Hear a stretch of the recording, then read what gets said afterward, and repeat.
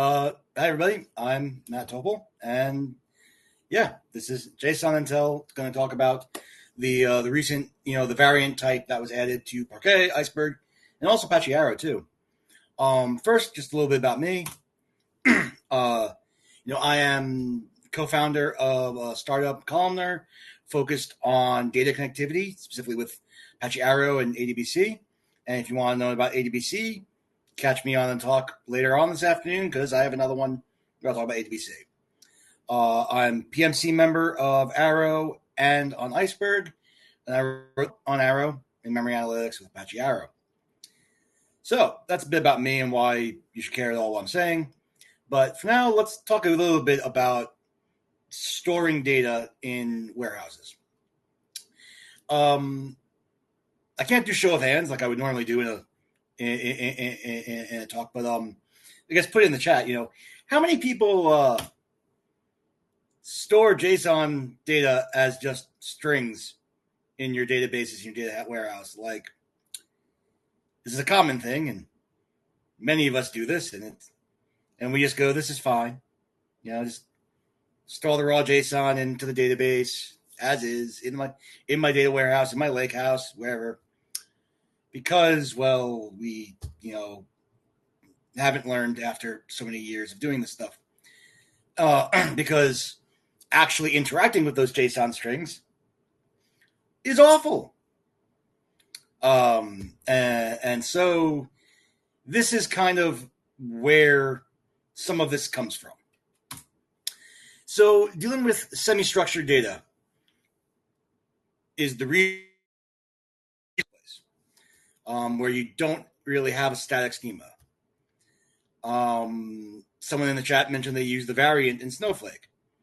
Well, yes, that is the purpose of this variant type that we created. Unfortunately, Snowflake still returns variant as a string if you query it rather than actually giving you this variant type, but we'll get to that. So, in general, how do we end up representing this semi-structured data? As we mentioned, lots of people will just store JSON as strings, which is, your data is no longer column-oriented. You're sacrificing your performance to not have to deal with changes in your structure and your data and your schemas.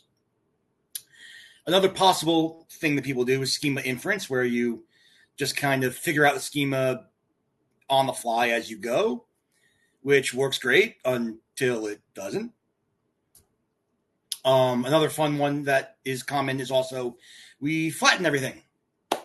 You have your semi-structured data and you just flatten all of the stuff into these scenarios, which now you have this explosion of fields and schema anymore, and your data engineers hate you. And the last one that's common is also just using NoSQL, which is kind of just running away from the problem of the semi-structured scenario, and you just get different problems when you do that. You're working with it's just an entirely different scenario of problems you have to deal with because you're sacrificing all the benefits of this column-oriented structure and all the performance benefits of analytics just to not have to deal with schema weirdness. And so that's where this variant type came out of. But all this discussion here of, well, we have structured data. We want to have semi-structured data. Why not both? And so the variant type that was added for Spark and then Iceberg and whole nine yards, it's a great example of a whole bunch of communities coming together and ecosystems all working together for this benefit. You get this hybrid storage model. It's using a binary format so that it's much more efficient than storing a raw JSON string, but it's also self-describing and embeds the schema so that you can easily adjust as necessary and figure it out on the fly. And then for those optimized scenarios of dealing with column-oriented data where you know that you're pulling individual fields that are always there, we have what's called shredding, which I'll get to. Now, the importance of the variant type is not just in the design, but it's this standardization. It's this creation of a standard way to represent, interact with, and utilize this kind of semi-structured data via the variant type. And so you end up with this. Actually, I need to update this slide because Parquet and Arrow extension types were finalized and exist. I need to update the slide. They are finalized, not almost finalized. But you end up where it's in Spark, Iceberg v3 edited to the Iceberg spec. Your schema can vary row to row because that's what variant types do. And in general, it's a superset of JSON. You can losslessly round trip JSON to and from variant as long as you don't care about the physical formatting like whitespace. And it gives you this efficient way of encoding data using binary representations for this variant style of data. And then you get this much more efficient way because we're going to dictionary encode the field names. So if you have a bunch of rows of the same fields, then you don't have to repeat the field names over and over again. And using offsets to manage the actual objects, which I'll show you the exact structure in just a second. The result here, as you can see by my little diagram there that I pulled from a Databricks blog post, is that interacting and utilizing the data interacting with just JSON-styled semi-structured data using this variant binary format was 8 times faster in their test cases, and I've seen it significantly faster or slower, but it's always significantly faster than just interacting with JSON as a string. Now, as someone in the chat previously mentioned, they used the variant type in Snowflake. I do not know what Snowflake's doing under the hood, but I know that they output it as a JSON string, which is not particularly useful. So what does this variant type actually look like? What makes it useful? So if we look at the actual variant type, on the left side of the slide here, we have a simple JSON array. Just a list with 2 objects that have the same field names. And so on the right, we can see how that translates. Now, you have a metadata that is going to, you have a metadata and you have a value. 2 separate buffers. 2 binary chunks. The metadata, as you can see, is a dictionary encoding of the field names. So there's a header that identifies, the version, the size, and so on. And then we have our dictionary. In the value, you have the actual array indication, where the first thing there is a binary, byte where the first couple bits identify it as an array type. It contains the length of the array, 2 objects. And then we have offsets that tell us where the actual values of the individual fields start. How do we get past the headers?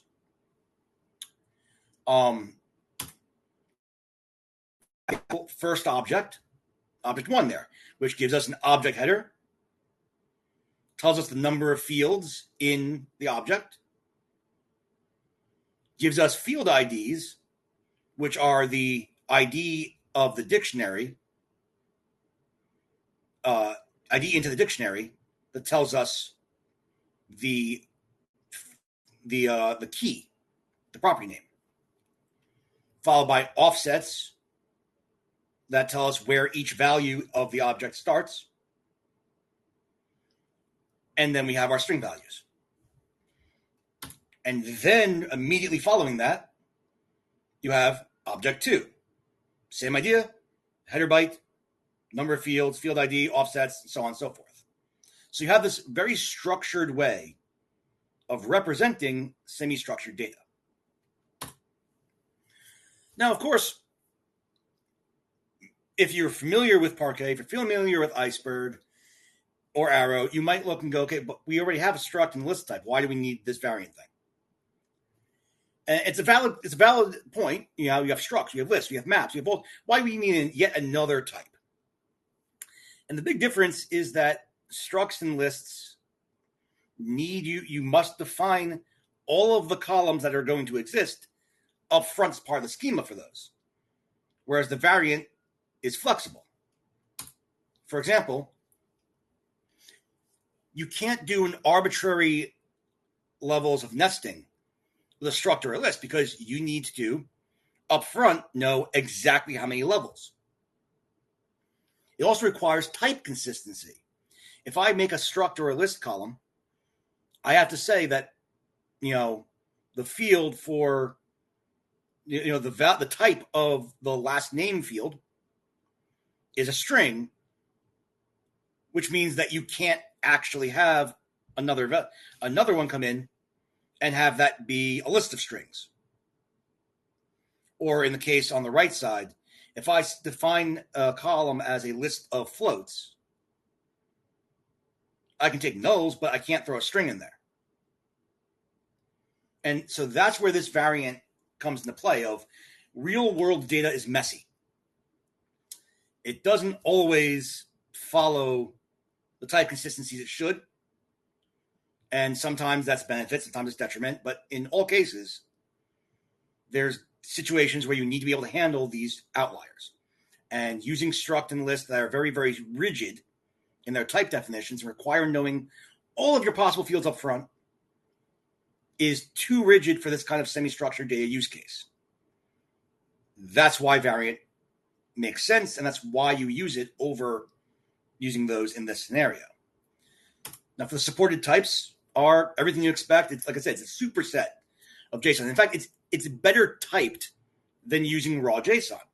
So if you were using JSON strings, using variants even better, not just because of the binary representation and the more consistency, but it's also going to give you a better type inference, type consistency, and rigidity in knowing what your types are. You don't have to parse a date string and hope it's the right date now. You can have a date type in your variant. Just like a date column, it's like a date column of the database. You have this extra layer of structure now. You have all the, these types. You have doubles, you have dates, you have timestamps, you have, whatever you need. And as I said, when we added it it was added to Spark, it was added to Iceberg, and the Iceberg community was like, we decided that because Parquet is such a connected piece of the storage layer for how Iceberg works, it was important that this variant type also make it into Parquet so that we don't have a mismatch between your table representation and your storage, and so that you can get that, zero copy representation where you don't need to manipulate the data that you read from Parquet to represent what Iceberg expects. And it's represented exactly as you'd expect. As I mentioned, there's a metadata and a value blob. Well, in Parquet, you have two leaf columns you store as a metadata column and a value column. That's just blobs of binary. Straightforward, simple, easy to utilize. One of the benefits here, though, is that you can leverage Parquet dictionary encoding. And so if each value in your has the same fields, then you can dictionary encode the metadata column and significantly reduce the size. Because the raw metadata, those metadata blobs, are going to be the same if the different values have the same fields, because the fields should always be stored in less graphical order, sorted. So the field names will always be the same if they have the same field names. So you can dictionary encode it. And then for the couple of rows where maybe they have extra fields or fewer fields, they stand out and you're not paying the same storage cost over and over and over and over for the same metadata case. So it optimizes that scenario where you have a column full of the same, where most of them are the same fields. It's simple to understand and also converts very easily to representation of Apache Arrow, which is the common way most things interact with Parquet is when they bring it into memory, it's in memory as Apache Arrow, and we added a canonical extension type to Arrow specifically to represent this and to give us that zero copy interoperability between Iceberg, Spark, all of them support Arrow, so Arrow can represent this data type with variant. So I mentioned shredding. Let's go back to that. What is shredding? What am I talking about? So variant shredding allows you to split any common fields of your variant into separate physical raw typed columns outside of the variant encoding, which can then get you some column oriented benefits. In an example here that you can see on the slide here, let's say we have an event column. We store it as a variant, but we know that every event object is going to have a timestamp named event_ts. And let's say that we know that our use case is going to frequently select just the timestamp or going to filter on the timestamp and so on. If we don't have the shredding, the physical operations that need to happen to do this is it's going to need to, for every row in your columns, it's going to have to read the metadata value and the value field. It's going to have to decode the variant for each row, which is non-trivial. And then it's going to have to find that event TS field in the variant binary blob. Remember I showed you there's, it has the object header followed by offsets, followed by a whole bunch of information. You have to decode that to get to that event TS field and finally return it as a timestamp. If we shred that event TS column, the event TS field, out into its own separate column, we can just read the column directly, the event TS column directly, and then return the column as is. There's no per row decoding necessary. We don't need to even touch the metadata we don't need to touch the metadata column at all, and so on. So in the scenarios where you have specific subfields that are going to be in most values, and that your use case is going to either select just that column or filter on that column, shredding makes a huge amount of performance benefit because you can avoid a whole bunch of extra encoding and decoding when you're writing and reading the data. It's not that complicated. You can see here we have the metadata field that we mentioned. You have the value we mentioned. When you shred a column, you add a typed value leaf column, and then under that typed value column, you make a group for each field that you are shredding. And each shredded field will contain a binary field, which is the remainder of the field after shredding that field out of it. Or maybe that's, if that row had a different type for that field. So for example, if for some reason one of the rows, the event TS field wasn't a timestamp and was a string instead, that would go into the value column of the event TS subfield so that you don't lose that information. To give a bit more explicit showing how this works, let's say if you look on the left side, you can see the object that we're going to encode as a variant. And the table shows you of the subfields on this slide, what actually goes into each of those subfields.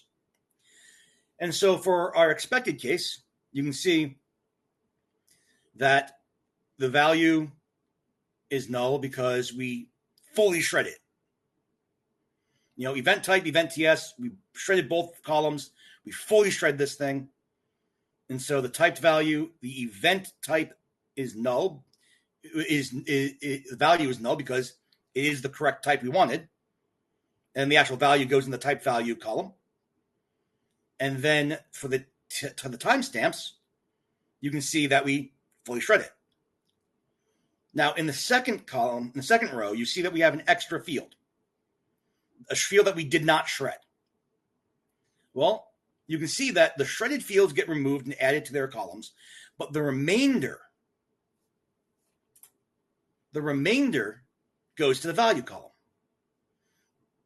And so at read time, if you're reading the entire variant value, you have to reconstruct the variant if you're not only reading one column.